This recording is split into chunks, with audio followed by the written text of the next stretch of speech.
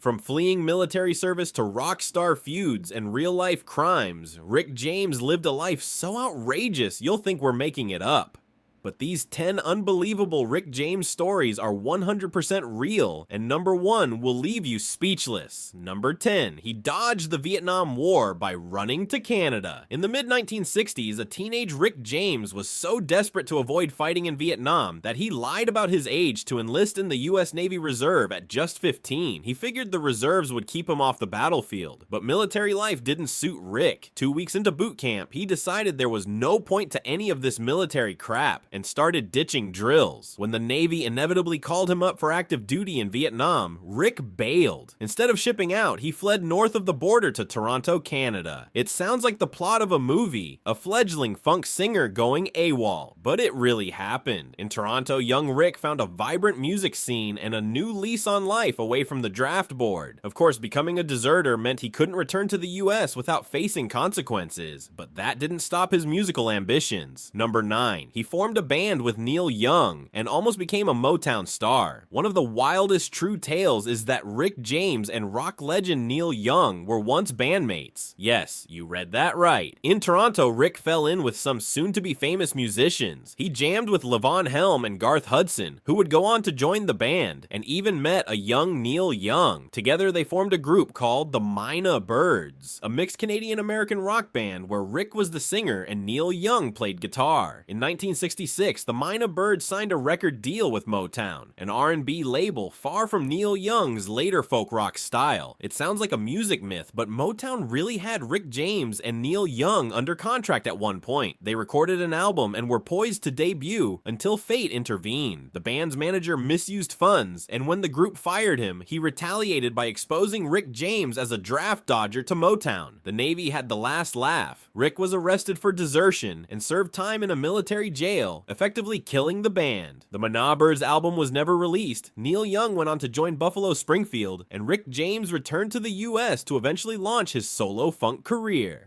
Number 8, he narrowly escaped the Manson family murders. In the summer of 1969, Rick James literally missed a date with death. The rising musician was invited to a star-studded party at director Roman Polanski and actress Sharon Tate's house in Los Angeles. Rick was supposed to go hang out with Hollywood's elite, until a nagging headache changed his plans. Feeling ill, he decided to skip the party and went to bed early. The next morning, Rick woke up to shocking news. Sharon Tate and 4 others had been brutally murdered that night by Charles Manson's cult followers. One of the victims was Rick's friend, celebrity hairstylist Jay Sebring. Rick James saw the gruesome headline, "Sharon Tate, 4 others murdered," on a newspaper and realized he could have been there. This near miss sounds like a twisted urban legend, the funk star who avoided being slain by sheer luck. But Rick himself recounted how a simple headache saved his life. The Manson family murders were very real, and Rick James was almost among the victims. 7, he feuded with Prince and made the Purple One cry. It's hard to imagine 2 funk superstars beefing, but Rick James and Prince had a bitter rivalry, and it led to one infamous encounter that sounds too wild to be true. In 1980, Prince was the opening act on Rick James's tour, and Rick believed the younger artist was stealing his moves and stage persona. Tensions ran high on the road. Things exploded at Rick's birthday party that year, when Prince and his crew showed up uninvited. Rick James decided to teach Prince a lesson. He grabbed Prince by the hair and poured cognac down his throat until Prince spat it out and started crying. Yes, according to Rick, he literally made Prince cry in front of everyone, calling him a baby for not holding his liquor. This outrageous story was confirmed in Rick James's own autobiography and by those who were there. It really happened. Their feud didn't end there. A couple of years later, at an after party for the American Music Awards, Rick nearly got into a fist fight with Prince after Prince refused to autograph something for Rick's mother. Rick was restrained before punches flew, but he admitted he really did want to kick his ass. 2 musical icons fighting at a party and one literally pouring cognac down the other's throat. It sounds like rock and roll folklore, but it's as true as it gets.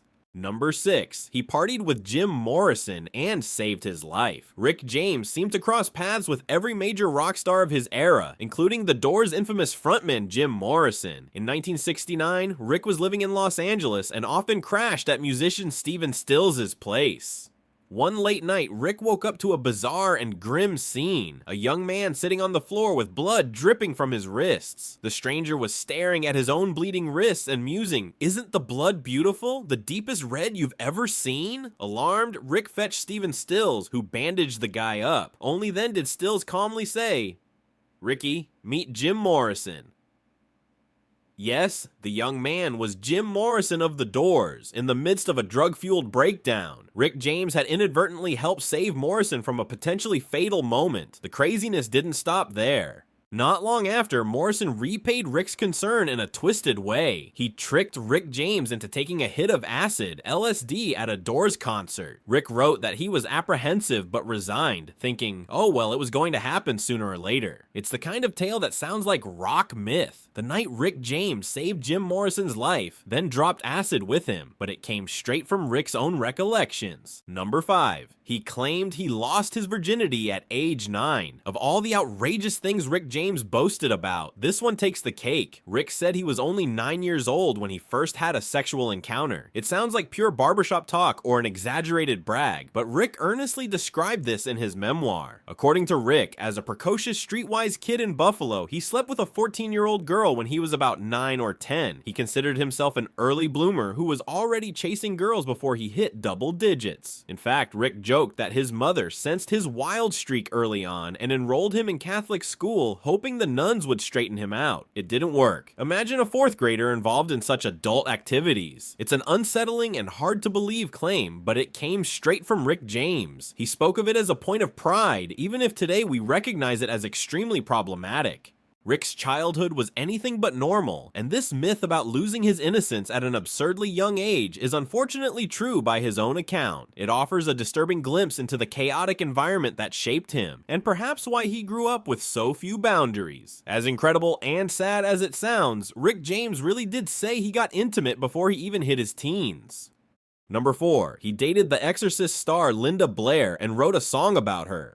Here's a myth that's more playful and true. Rick James had a steamy romance with actress Linda Blair, best known as the possessed girl from The Exorcist. In the early 1980s, Rick was introduced to the young Linda Blair, who was in her early 20s at the time. Sparks flew quickly. Linda Blair reportedly called Rick the sexiest man in the world. Quite a compliment from a Hollywood starlet, which gave Rick the confidence to ask her out. The two began dating and kept up a passionate 2-year relationship. Rick James even wrote one of his hit songs, Cold-Blooded, inspired by Linda. If you listen to the lyrics knowing this, it adds a whole new layer to the song. Their fling was the talk of the town, but it might sound like gossip or tabloid exaggeration years later. A funk musician and a horror movie actress together. It's absolutely true. Rick himself fondly recalled that time, even making a cheeky joke referencing The Exorcist. It's not just her head that swivels. Clearly they had quite the chemistry, while they eventually went their separate ways. Rick James was never shy about his famous romantic escapades. Aside from Blair, he was linked to the likes of Tina Marie, supermodel Iman, and others in his heyday. Number 3. He tried being a pimp, briefly. As if music, drugs, and mayhem weren't enough, Rick James once dabbled in the world's oldest profession, pimping. It sounds like a tall tale. Rick James was a pimp back in the day, but Rick admitted that in the late 60s, while he was at Motown Records writing songs, he noticed some of his musician buddies making side money as hustlers, i.e. male pimps for prostitutes. Always up for an adventure, Rick thought. Why not give it a try? He literally attempted to become a Mac pimp to boost his income. For a time, he strutted in flashy clothes, trying to manage women and live the pimp lifestyle he heard about. However, Rick quickly discovered he wasn't cut out for that game. He later wrote that he lacked the hard-edged discipline and cold-blooded attitude needed to succeed as a pimp. The work was too inhuman, he said, and he couldn't stomach treating people that way. So after a short stint, he hung up his pimp coat and returned to making music full-time, deciding he preferred the studio to the streets. This bizarre chapter of Rick's life remained relatively hush-hush. So many fans are shocked to learn it ever happened. But it's no myth. Rick James truly tried being a pimp until his conscience, or lack of profits, got the better of him.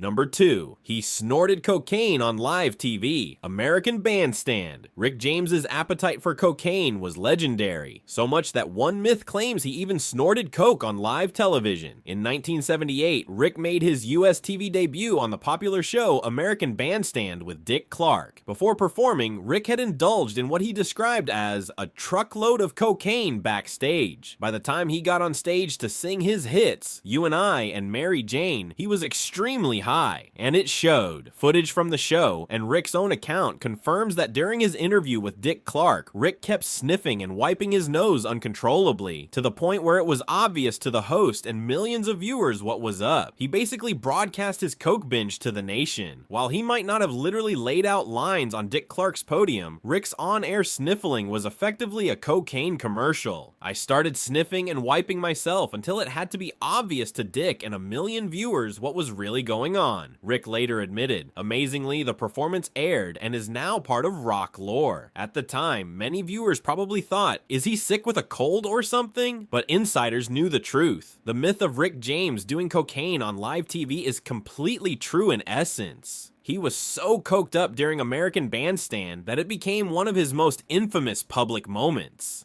Number 1, he kidnapped and tortured someone and went to prison. Perhaps the most shocking Rick James myth of all is a dark one. The story that he kidnapped and tortured a woman during a drug binge. It sounds like an exaggerated tabloid crime. Could the fun-loving super freak really do something that awful? Tragically, this is absolutely true. In 1991, Rick James and his girlfriend Tanya Hijazi invited a 24-year-old woman over to their house in Hollywood. What followed was a days-long cocaine bender that took a violent turn. Paranoid and high, Rick accused the woman of stealing his drugs. In a terrifying ordeal, he tied her to a chair and burned her repeatedly with a hot crack pipe, a lighter, and even the heated blade of a knife. The victim later testified that Rick and his girlfriend threatened her life, assaulted her, and forced her into degrading acts over the course of 2 days. The woman managed to escape and report the incident, which led to Rick James's arrest. While awaiting trial, unbelievably, Rick committed a second similar assault in 1992, beating and imprisoning another woman in a hotel room while out on bail. In 1993, he was finally brought to justice. Rick James was convicted of assaulting 2 women and sentenced to over 2 years in state prison. He avoided a possible life sentence as the jury deadlocked on the most serious torture charges, but he did serve time for these crimes. This isn't just a myth or rumor spun out of control. It's documented fact. The funk icon who sang Super Freak genuinely went to prison for some super freaky criminal behavior. It's a sobering end to our list, showing that Rick James's real life sometimes crossed the line from outrageous fun to outright horror.